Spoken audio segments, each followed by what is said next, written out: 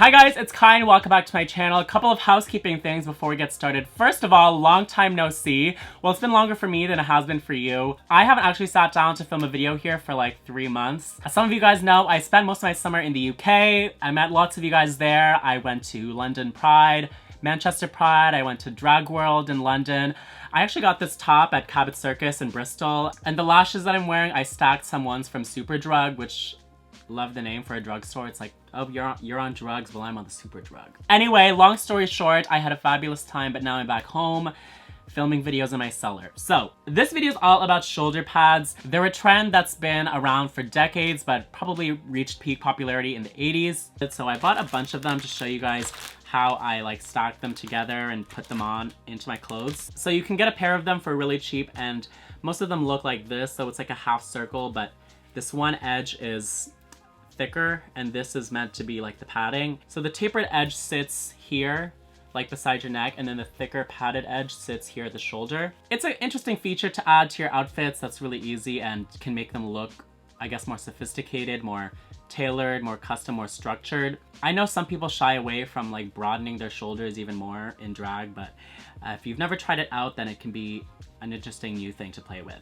This is called a raglan shoulder pad. As you can see, there's no hard edge to it, so it's not gonna make you look as boxy. It'll kind of just make you look like you're like always shrugging because you don't know the answer. This is a blazer from Fashion Nova with shoulder pads sewn in. So this is what that looks like. It's a very cheaply made jacket. It's not lined. If it was lined, usually the shoulder pads would be in between the lining layer and the outer layer so that you don't even see that they're there. But here you can totally see this, although I will give them credit that they have taken the extra step of covering it with a pocket of green fabric so it's not, I guess, the original color like this. So if you want your shoulder pads to be less visible, you can make a cutout of fabric that's just the same size to enclose it in like this. And then you can sew it into your jacket. All right, so this is a jacket that we're gonna use for our example. And here's what it just looks like normally without any shoulder pads in it. And you can see that's how the sleeves look. So to give us an idea of what it's gonna look like, we can just have the shoulder pad sitting here and fit the sleeve over top. Now it is only ½ inch of padding. Later on I'll show you how you can stack more of them up to give a more dramatic look, but it already does give a subtle effect. You can see that it's more squared off and more boxy than it is looking over here. So I am gonna flip this inside out and show you how you sew it in. When you receive your shoulder pads, there's a subtle curvature to them, and they fit like this. But since the garment is inside out, you have to sew it on upside down like this, so it's curving up. You have to remember to do that, otherwise it's gonna look lumpy and bumpy. The first thing I do is I pinch it in half so the two ends meet. That way I know where the half is. And I'm gonna match this part of it with where the sleeve seam meets with the shoulder seam. So I'm gonna place this right on there. And I'm gonna hold that in place with a large pin. Like that. And then I also wanna anchor it in place up here. So again, I'm gonna pinch it so that I know where the middle is, and I'm gonna put that right on the seam. I can pin it in there too. You see? Now we're ready to sew it down. First, I'm gonna sew this edge of the shoulder pad right onto the sleeve like this. One way to sew this in is to sew it to the seam allowance, which is that floppy bit of extra fabric right at the seams. By sewing into this, the needle is never making it through the surface of the actual fabric, so you never see the thread. But say that the garment doesn't fit properly, and so the sleeve seam is like all the way down here, but you want your shoulder pad to sit up here, then you would have to do a basting stitch and have your needle go in through the surface of the fabric. But here I'm just gonna sew into the seam allowance, just because it's the easiest. So I'm gonna pierce my needle through the first end, through the shoulder pad and into the seam allowance. And then I'm gonna go back up through the seam allowance into the shoulder pad. Then you're just gonna do a very simple basting stitch from end to end. So it's very easy. I mean, the hardest part about this is threading the needle with long nails.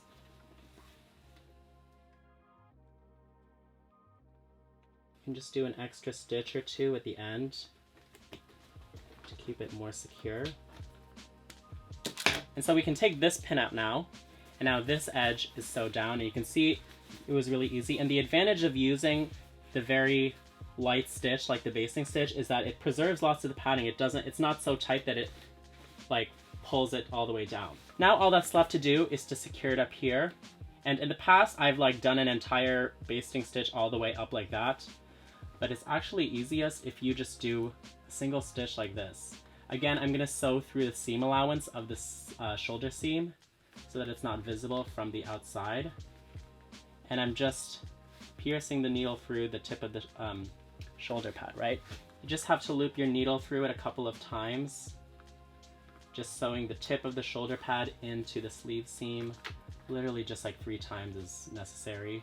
And then just tying a knot. I remove the pin that we put there earlier. As you can see, it was really easy, just a very simple running stitch from this end to that end, and like 3 stitches up here to anchor it in place. In fact, if you sewed all the way around doing all those stitches, it would look lumpy from the outside, and you would see literally the outline of the entire shoulder pad. This way, it's just sort of floating on your shoulder. So if that's not enough drama for you, it isn't for me. You can stack lots of them up together to create lots of padding. So this is 4 of those shoulder pads all stacked together. And you're gonna wanna sew it around the tapered edge, so all around this edge. You can use a sewing machine on a zigzag stitch to just stitch all of these together. But I'm just gonna use a needle and thread to do this really quick. You have to pull the thread quite tight. That's why using a sewing machine would be good in this case, because you want the edge to still remain tapered, right? So it doesn't look like there's a huge lump right here on your shoulder. You just want it to gradually go out like that.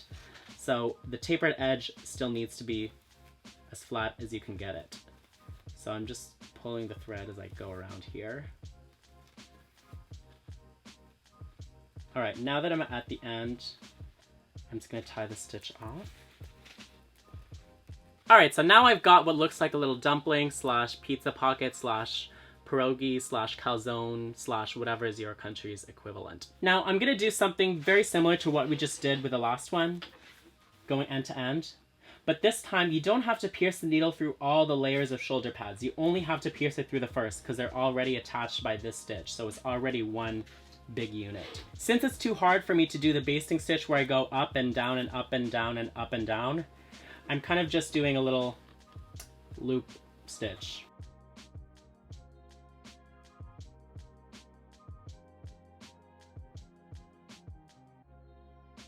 Right, and since this is much heavier and bulkier, I'm kind of doing more stitches here, not doing it as loose as the last one, and close it off with a couple of, maybe 3 stitches here. Now I'm gonna do my couple little stitches at the top where the curve meets the shoulder seam.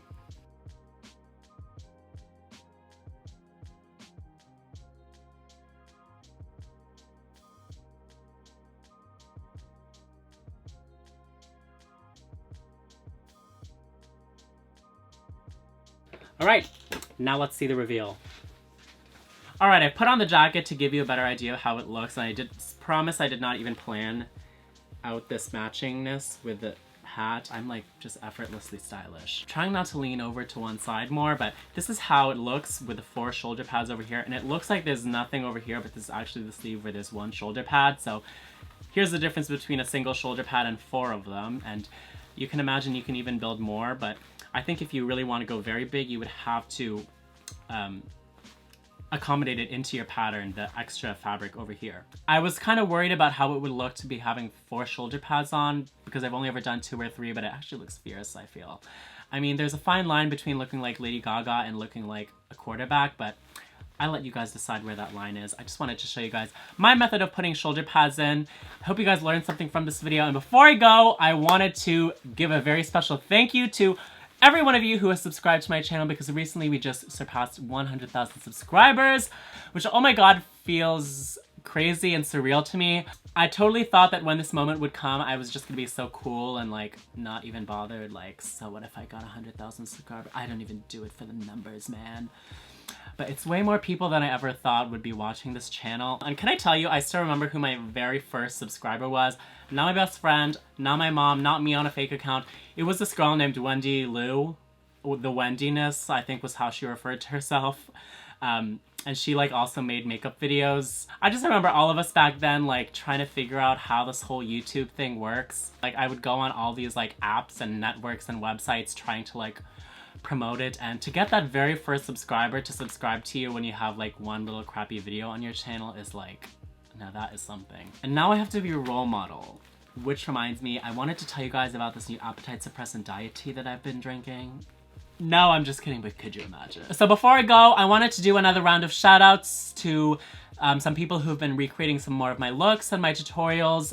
Can I tell you something? When I was in London for Drag World, there were people coming up to me telling me that the stuff they had on their bodies was stuff that they made from watching my tutorials, which was crazy. I can honestly say that my main goals in making this channel and cultivating it have all been fulfilled by you guys viewing my channel as a valuable resource, and I appreciate it so much. It's all I've ever wanted this channel to be. Just to be able to spread the art of makeup and the craftsmanship of drag to anybody who wants to watch, or to anybody who just wants to make their wardrobe more fabulous. So thank you for sticking around if you're still watching even long after the tutorial has been over, and to some of you, thank you for sticking around after all these years and growing with me and learning with me.